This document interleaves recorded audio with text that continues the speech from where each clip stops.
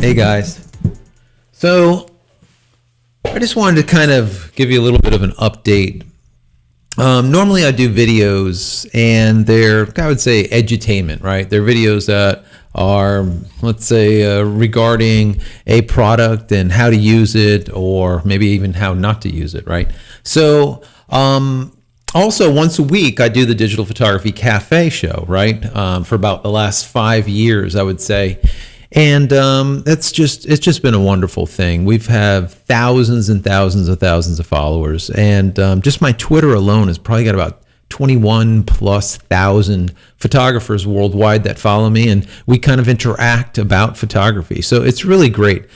What I've noticed is there's been a lot of questions that I just have not been able to answer. And the reason for that is the platform just doesn't allow for it, right? So the show is approximately, let's say, 25 minutes long. So there's a lot of stories that we do. And by the time we're done with the stories, it's very hard to kind of get too in depth with any one specific story. So we get a lot of questions, and I try answering them on our Facebook page or on Twitter most of the time. But I think what I'm going to start doing is, I think I'm going to do this like informal vlog, maybe in the mornings, maybe a couple times a week. And I'm just talk to you about, let's say, what we talked about that specific week, and maybe answer some of your questions, but do it this way. And all that interaction that we have, you can put right here on YouTube, right in the bottom in the comments.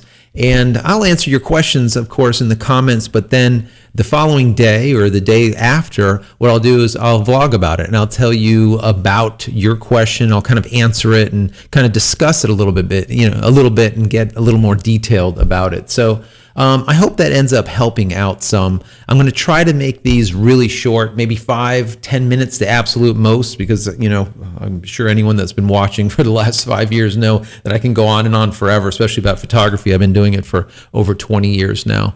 But hopefully this helps, and we kind of get in there and a little bit more deep into the information, let's say. I just put out a new video yesterday, and it was calibration of the 5DS. And it was a really interesting video. If you guys haven't seen it, I'll go ahead and link in this video so you can go and take a look right over here. Go click on that, go watch that video. If you do not have a 5DS, it really doesn't matter. You can kind of see the gist behind doing lens calibration.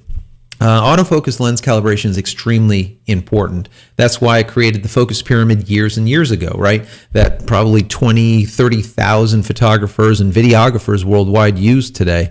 I did that because it is so important. The manufacturers give us the capability of doing autofocus lens calibration. If you're not doing it, why are you not doing it?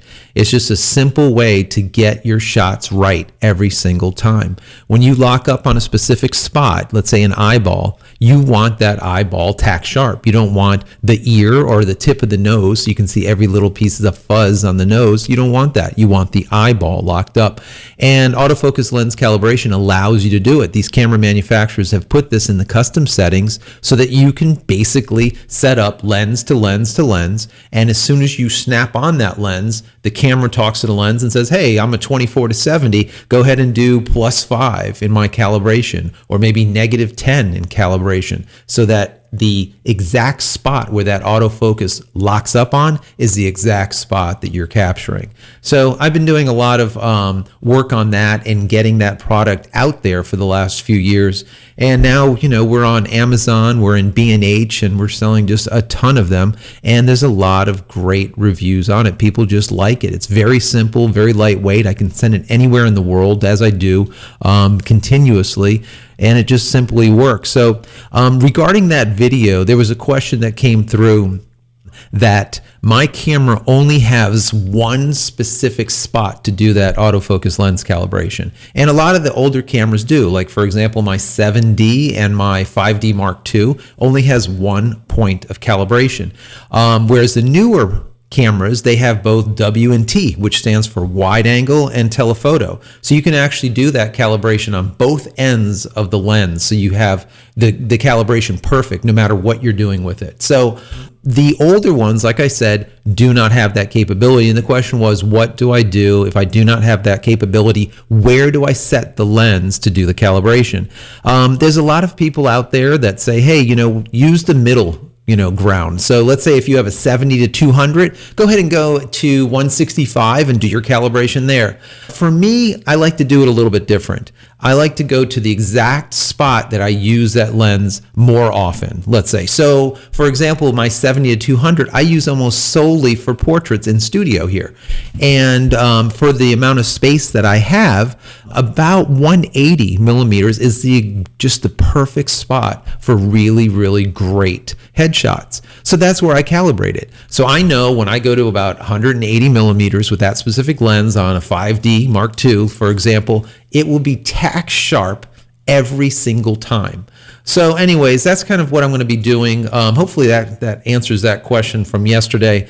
And now you know what I'm going to be doing going forward. So hopefully this is going to be, I don't know about a daily thing, but maybe a few times a week, and I'll answer your questions. So any questions that you do have regarding anything photography or something that we did on the Digital Photography Cafe show, go ahead and ask below. And I'll go ahead and try to answer those questions as quickly as possible. So, all right, guys, have a good morning. Go grab some green tea, get healthy, and we'll speak to you in a little bit. Take care.